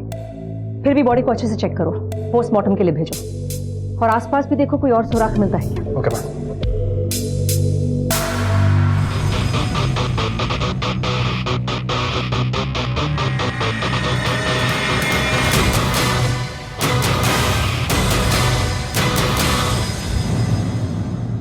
देखो, तुम्हारी पत्नी के साथ जो है उसके लिए बहुत अफसोस है हमें। शायद समय सही नहीं है, लेकिन सवाल बहुत जरूरी है। क्या तुम हमारे सवालों का जवाब दे सकोगे? तुमने आखिरी बार अपनी बीवी को कब देखा था? कल रात को यहीं पे मैं पेन किलर्स खा के सो गया तो हमारा बच्चा रोहन ये जोर जोर से रोने लगा। श्रेया उसे लेके नीचे चली गई, उसी वक्त आखिरी बार देखा था। तो तुमने उसकी चीख नहीं सुनी? पेन किलर्स का असर इतना गहरा था कि मैं बहुत गहरी नींद में था। मैंने पेन किलर्स ही नहीं खाई होती तो आज मेरा जिंदा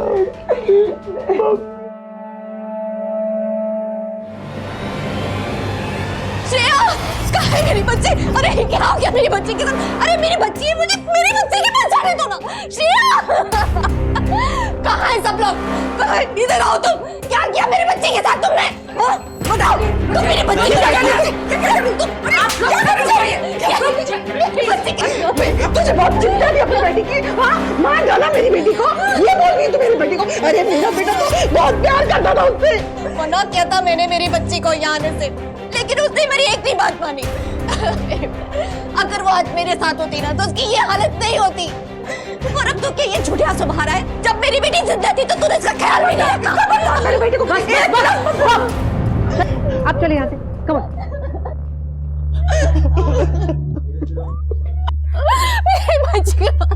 मेरी बच्ची आने वाली। कल आपकी बच्ची आपके पास आने वाली थी? जी हाँ, कल रात को आने वाली थी पर नहीं आई। काश कि मैंने उसे कल फोर्स किया होता मेरे बच्चे। आप यहाँ किसी के साथ आई हैं? जी हाँ, मेरे ट्रेनर है। इन्हें साइड पे बिठाओ और पानी पिलाओ। ये बार-बार कल रात की बात कर रही हैं। हाँ मैम, और बार-बार शुभ पर भी इल्जाम लगा रही है। इनके बीच डेफिनेटली कुछ हुआ है, मगर क्या? एनीवे तुम्हें क्राइम सीन से कुछ मिला? नहीं मैम, देखकर तो ऐसा लग रहा है कि मर्डर चाकू से हुआ है। बॉडी पे बहुत सारे चाकू के घाव भी हैं, लेकिन मैम जिस तरह से विक्टिम के कपड़े फाड़े गए, सेम मोलेस्टेशन केस में उन लड़कियों के फाड़े गए थे। हो सकता है ये काम मॉलेस्टर्स का ही हो, या ये भी हो सकता है कि हमें गुमराह करने की कोशिश की जा रही है। हो सकता है मैम, क्योंकि मॉलेस्टर मर्डर तक क्यों पहुंचेगी? पहुंचने के लिए पहुंच भी सकता है, शुभ से बदला लेने के लिए। आखिर परसों शुभ ने पकड़ने की कोशिश की थी ना उन्हें। इस केस को फास्ट फॉरवर्ड पे डालो। अगर वो मॉलेस्टर्स उसी मोहल्ले के हैं तो वो मोहल्ले वाले अभी भी खतरे में। हमें जल्द से जल्द पता लगवाना है कि मॉलेस्टेशन और मर्डर में कनेक्शन है या नहीं। सबको पकड़ना जरूरी है जल्द। तब तक तुम ऐसा करो कि तुम आसपास पूछो किसी ने कुछ देखा तो नहीं कल रात का स्पेशल। Okay ma'am. पहले मॉलेस्टेशन फिर मर्डर। कहने को तो विकास एनक्लेव सोसाइटी एक सेफ सोसाइटी थी, सब लोग एक घर परिवार की तरह से रहते थे, लेकिन ये घर का भेदी कौन था?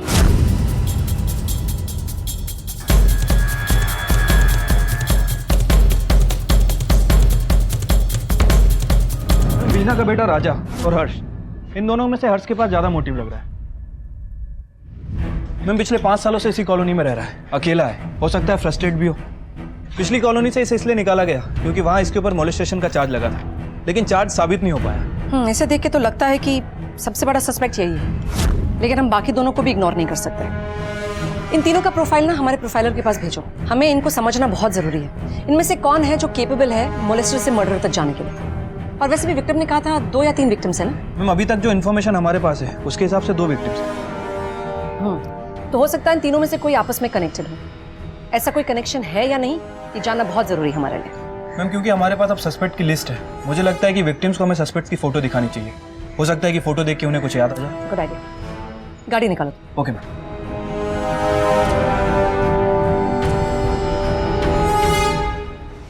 बेशरम आदमी, तेरी लड़ाई मुझसे थी, मेरे से बहस थी।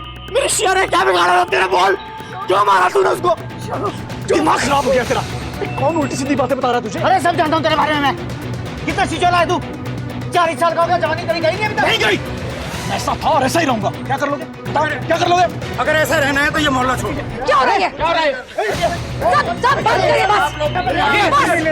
अब चलिए अंदर, चुप रहिए आप लोग। लेकिन हम ये भूल जाते हैं कि पुलिस का हर जगह मौजूद होना मुमकिन नहीं है। तो ऐसे में हमारी जिम्मेदारी कहां जाती है? आज जब हमारा मोहल्ला, हमारे पड़ोसी हमारे मूल परिवार का हिस्सा बन चुके हैं, तो फिर इस बड़े परिवार की सुरक्षा का जिम्मा भी तो परिवार वालों को ही उठाना चाहिए। लेकिन सतर्क रहने का मतलब सजा देना नहीं। अपने परिवार का ध्यान रखें, लेकिन कानून को अपने हाथ में ना लें। तुम्हारी कॉलोनी वालों का गुस्सा जायज लग रहा है मुझे। हमने तुम्हारी पूरी हिस्ट्री निकाली है। 5 साल पहले भी एक मॉलेस्टेशन का चार्ज, और अब ये। सबकी तरह आप भी मुझ पर विश्वास नहीं कर रही हैं। 5 साल पहले जो हुआ उसकी सजा अब तक भुगत रहा हूं मैं।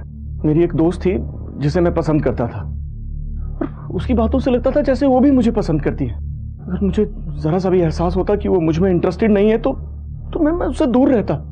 उस छोटी सी गलती ने मेरी पूरी जिंदगी खराब कर दी। पर इसमें मेरी कोई गलती नहीं है मैम। पता नहीं शुभ मेरा नाम क्यों ले रहा है। ठीक है, हमें शायद और पूछताछ करनी पड़ेगी तुमसे। शहर में ही रहना। टीम को तैनात रखो चारों तरफ, सब पे नजर रखो, स्पेशली हर्ष के घर के बाहर। गुस्से से भरी कॉलोनी है ये, कभी भी कुछ भी हो सकता है, और हम लोग एक और क्राइम अफोर्ड नहीं कर सकते। मैंने टीम को ऑलरेडी ऑर्डर दे दिया। गुड। और ये इनका क्या हुआ, जो लड़कियों को हमें फोटोग्राफ दिखानी थी? मैम उन तीनों विक्टिम्स को कह दिया है कि हम फोटोग्राफ्स लेकर आ रहे हैं। तीनों विक्टिम तो 4 थे ना, चौथी का क्या हुआ? मैम एक इंडिया के बाहर शिफ्ट हो गई है, मैंने उसे फोटोग्राफ्स फैक्स कर दिए, जल्दी वहां से रिस्पॉन्स आएगा। चलो लड़कियों से मिलते हैं। बेटा हमारे पास 3 सस्पेक्ट्स हैं। मैं चाहती हूँ आप इन्हें ध्यान से देखो और बताओ कि क्या इनमें से किसी ने आप पर अटैक किया है?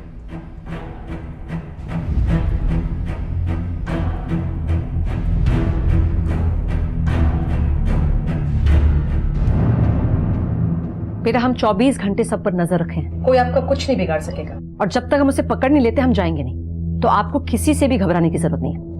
अच्छे से देखकर मुझे बताओ। मैम हर्ष अंकल तो नहीं थे, वो तो लंबे हैं ना।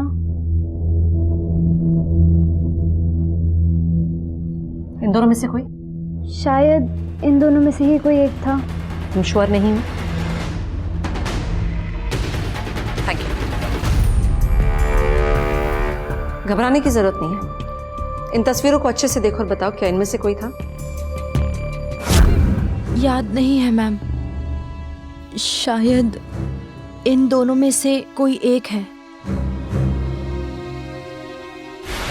मैम मुझे सच में कुछ भी याद नहीं है, और मैं अब उस रात को याद भी नहीं करना चाहती।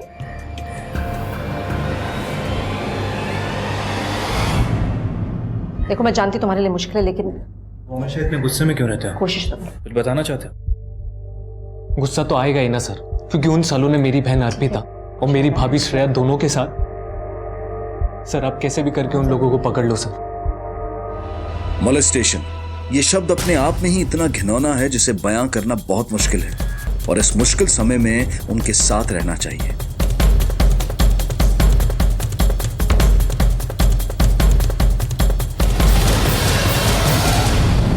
मैम चेतन कुछ ठीक नहीं लग रहा है। देखने से ऐसा लग रहा है कि उसके दिल में काफी गुस्सा है फैमिली के लिए। अभी तक हम ना क्रिमिनल को बाहर ही ढूंढ रहे हैं, फैमिली पे हमने ध्यान ही नहीं दिया। एक काम करो, तुम फैमिली की सारी हिस्ट्री निकालो, स्पेशली उस चेतन की।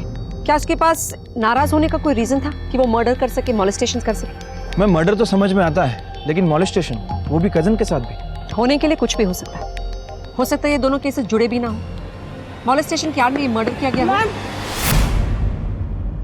40 साल के हर्ष ने अपने गले में फांसी का फंदा खुद डाला था, लेकिन दोषी ठहराया था शुभ को। लेकिन क्या हर्ष का इल्जाम सही था या फिर शुभ को फंसाने की एक साजिश? सच चाहे जो भी था, लेकिन एक बात तो तय थी कि इस आत्महत्या ने पुलिस की तहकीकात को और भी पेचीदा बना दिया था। हर्ष के सुसाइड नोट की बिना पर पुलिस ने शुभ को गिरफ्तार भी किया।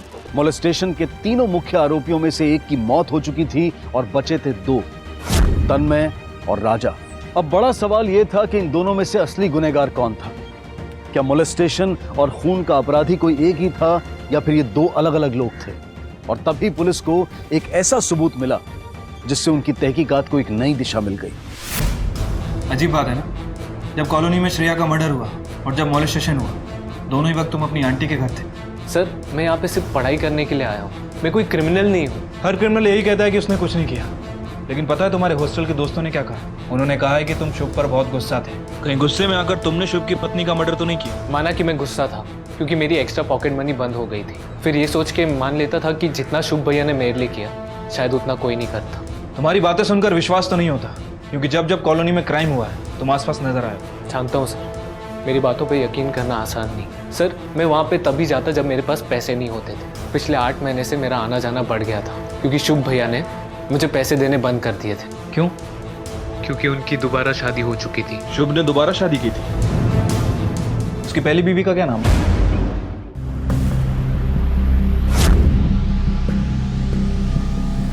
मॉम के घर लौट रहा हूँ। इस घर में मुझसे रहा नहीं जाता, हर जगह श्रेया की यादें हैं। I understand. मुझे ये बताओ, तुमने पहले श्रेया से शादी की, फिर उसे डिवोर्स दिया और फिर से तुमने उसी से शादी की, क्यों? मैम, एक्चुअली जब हमने पहली बार शादी की तो हमारे बीच में बहुत एडजस्टमेंट इशू थे। आप समझ सकते हैं, हम दोनों ही मैच्योर थे, छोटे थे। श्रेया की फैमिली में सिर्फ वो और उसकी माँ थी, यानी कि न्यूक्लियर फैमिली, इसलिए वो हमारी पूरी फैमिली में कभी एडजस्ट कर नहीं पाई, तो डिवोर्स लेना पड़ा। और फिर से शादी? डिवोर्स लेने के बाद हम दोनों का एक दूसरे से दूर रहना भी उतना ही मुश्किल था। मेरी मॉम ने कहा कि एक काम करो, उससे शादी करके दोबारा कर लिया, लेकिन अलग घर में, ताकि हमें थोड़ी सी प्राइवेसी मिल सके। इसलिए मैंने इसी कॉलोनी में एक घर रेंट पे ले लिया और रहने लगे। काश हम लोग सब साथ में रह रहे होते तो ये सब कभी नहीं होता और श्रेया आज जिंदा हो। मैम, अगर सॉल्यूशन इतना ही सिंपल था तो फिर इसे डाइवोर्स की जरूरत क्यों थी? ना, अगर दिखाया जो जाए ना, जरूरी नहीं वही सच हो। ये शुभ की साइड की स्टोरी है, लेकिन तुम्हें याद है उस दिन श्रेया की माँ कितना बुरा भला कह रही थी इन सबको? मुझे लगता है हमें श्रेया की माँ से मिलना चाहिए।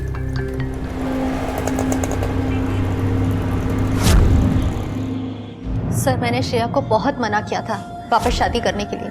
वो लोग सिर्फ अच्छे होने का नाटक करते हैं, लेकिन एक्चुअल में वो ऐसे नहीं है। और वो माधुरी ऊपर से ना सिर्फ अच्छी बनने का नाटक करती है, अंदर से कुछ और है वो। जब उन्हें पता चला कि श्रेया प्रेग्नेंट है तो हाथ पैर जोड़ने लगे, वापस शादी करने के लिए उसे फोर्स करने लगे। मैंने श्रेया से कहा था कि ये लोग सिर्फ पोते पोते के लिए कर रहे हैं, लेकिन उसने मेरी एक नहीं सुनी। तुम अपनी बेटी से बहुत प्यार करती थी ना? जी हाँ। कमाल है, घर में उसकी एक भी तस्वीर नहीं है। जब उसने दोबारा शादी कर ली तो मैंने उसकी सारी तस्वीर हटा दी। बहुत गुस्सा थी तुम अपनी बेटी से, इतना गुस्सा कि तुम अपनी... मैम, क्या मतलब है आपका? मतलब तो तुम निकाल रही हो, मैंने तो अपना सवाल भी पूरा नहीं किया। मैम, आपको मेरी बेटी का कातिल इस घर में नहीं, उसके ससुराल में मिलेगा।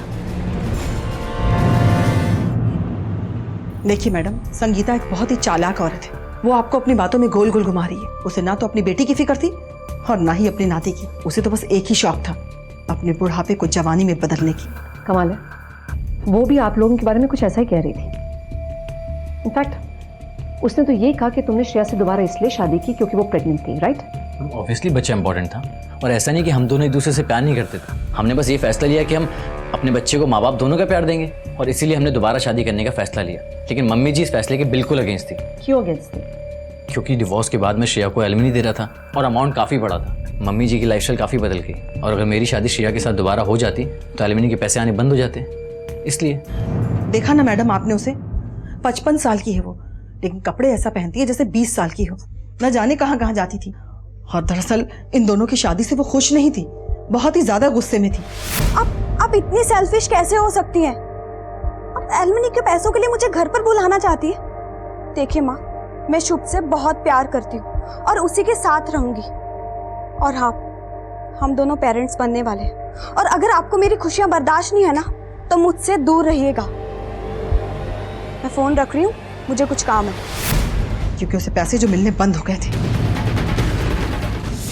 अच्छा, ये श्रेया और उसकी माँ, इन दोनों का आपस में रिश्ता कैसा था? माँ बेटी जैसे ही था सर। अच्छा, इनकी लाइफस्टाइल हमेशा से ऐसी रही है? नहीं सर, श्रेया के डिवोर्स के बाद संगीता की लाइफस्टाइल अचानक से बदल गई। अलमिनी के पैसे जो आने लग गए थे। उससे पहले तो उसके लेट पति की इनकम से ही काम चला रही थी, हमेशा से हाउसवाइफ जो थी। सर बहुत चालू है वो, उसका ना चक्कर चल रहा है। वो जिम का ट्रेनर है ना, उसके साथ पूरा दिन घूमती रहती है। सब कहते हैं पहले तो बेटी की डाइवोर्स की एलिमनी पे ऐश कर रही थी, और अब हर क्रेडिट कार्ड कंपनी के बिल उसके सर पे हैं। और यहाँ तक कि उसका बॉयफ्रेंड भी उसके साथ उसके पैसे के लिए है। मैम, मर्डर करने का मोटिव संगीता और उसके जिम ट्रेनर इन दोनों के पास था। मैम, फोन ट्रायंगुलेशन रिकॉर्ड के हिसाब से प्रूफ हो गया है कि जिस दिन श्रेया का मर्डर हुआ उसकी लोकेशन आसपास की थी, लेकिन बाद में उसका फोन स्विच ऑफ हो गया। लेकिन मैम, एक बात समझ में नहीं आ रही, क्या लड़कियों के मोलेस्टेशन करने में भी उसका हाथ हो सकता है? हो सकता है दोनों केसेस ही सेपरेट हो।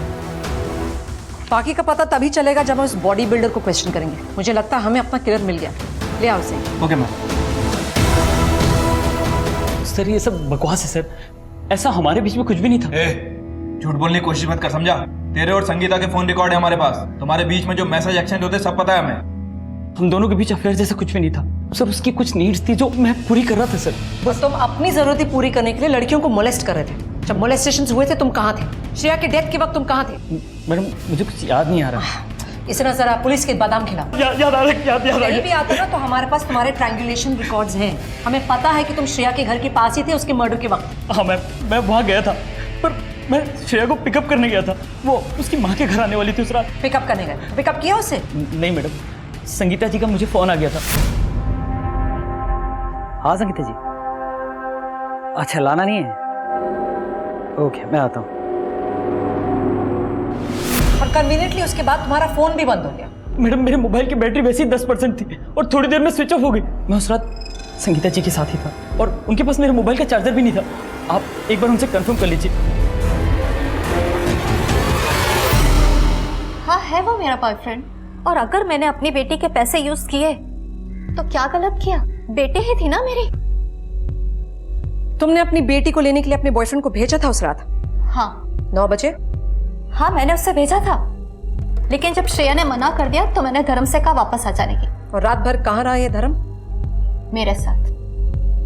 किस किताब में लिखा है मैम कि एक 55 साल की औरत अपनी लाइफ अपने तौर तरीके से नहीं जी सकती? क्या मुझे खुश रहने का अधिकार नहीं है? मैम आप भी एक औरत हैं, बताइए ना।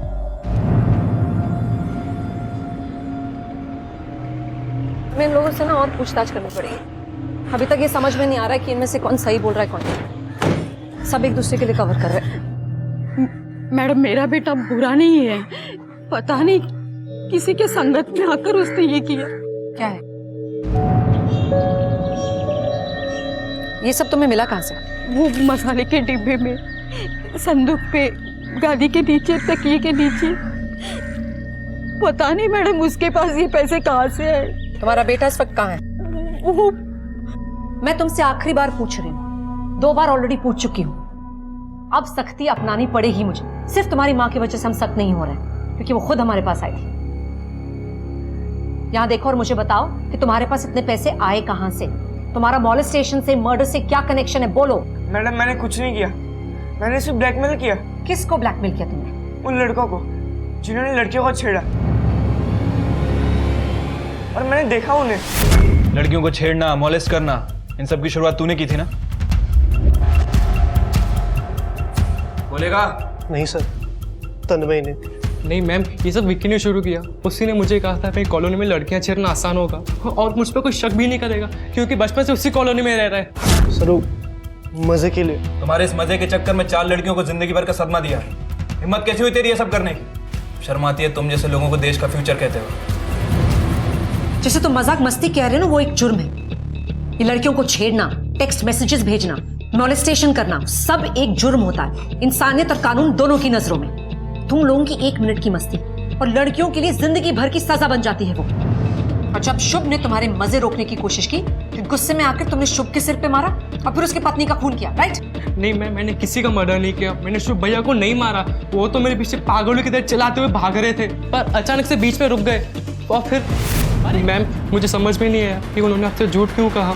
मैंने उनके साथ कुछ किया भी नहीं था मैम।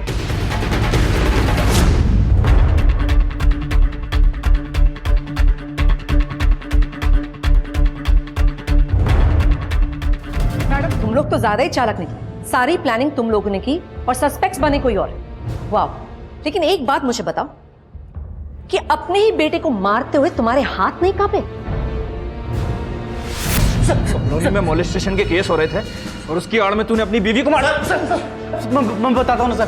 सर मैं श्रेया को नहीं मारना चाहता था सर। सर पर मेरी माँ ने कहा कि बस एक ही तरीका है, कर दो, या तो मैं अपनी माँ को चुनूं या श्रेया को।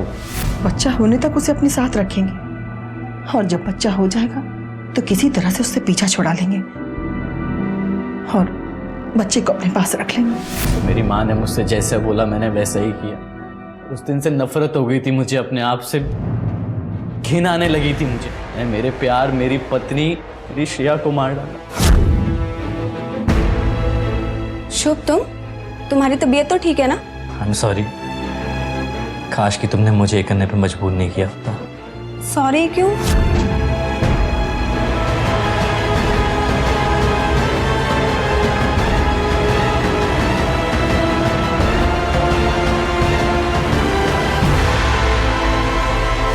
सर मैंने बहुत गलत किया है सर, तो माफी मांगने के लायक भी नहीं है सर। बहुत गलत किया सर। कैसा प्यार है ये तुम्हारा जिसने तुम्हारी बेटी की जिंदगी ही बर्बाद कर दी? मैडम मेरी गलती नहीं थी, गलती उस श्रेया की थी। जब से शादी होकर के आई थी मेरे बेटे को मुझसे छीनना चाहती थी, मुझसे अलग करना चाहती थी। मैंने अपने बेटे को इतना जद्दोजहद से पाल पोस कर बड़ा किया और उस महारानी को एहसान किया क्या तुमने अपने बेटे पर? एहसान किया है? अपने बेटे को तुमने मोहरा बना दिया और उसी से उसकी पत्नी का खून करवा दिया और नतीजा क्या हुआ? हाँ, अब तुम्हारा बेटा सड़ेगा जेल में जिंदगी भर के लिए और तुम भी। और तुमने ये सब पोते के लिए भी किया था ना, और अब वही पोता जिंदगी भर रहेगा माँ बाप के प्यार के बिना, सिर्फ और सिर्फ तुम्हारे प्यार की वजह से।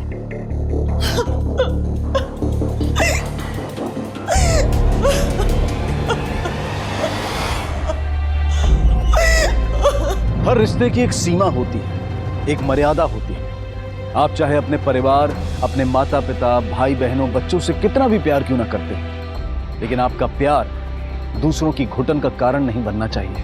रिश्तों की नींव मोह से नहीं, विश्वास से मजबूत होगी। इसलिए रिश्तों की मर्यादा को समझें, उन रिश्तों को बांटना सीखें। अगर हम ऐसा नहीं करेंगे तो आगे चलकर यही घुटन फांसी का फंदा बन सकती है, जैसा कि इस केस में हुआ। मोलेस्टेशन केस के दोनों मुजरिमों तन्मय और विकी को भी जुवेनाइल जेल में भेज दिया गया। लेकिन क्या ऐसे केसेस में सिर्फ जेल काफी होती है? इसके साथ साथ जरूरी होती है एजुकेशन, क्योंकि मोलेस्टेशन केसेस में अक्सर सोसाइटी और अथॉरिटीज सेंसिटिविटी नहीं दिखाते हैं। इसी विचार के साथ अब मैं अनूप सोनी आपसे विदा लेता हूं।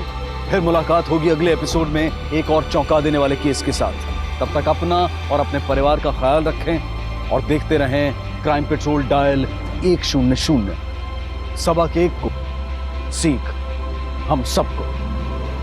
जय हिंद। इस तरह के और भी एपिसोड देखने के लिए हमारे चैनल को सब्सक्राइब करें और बेल आइकन दबाना ना भूलें।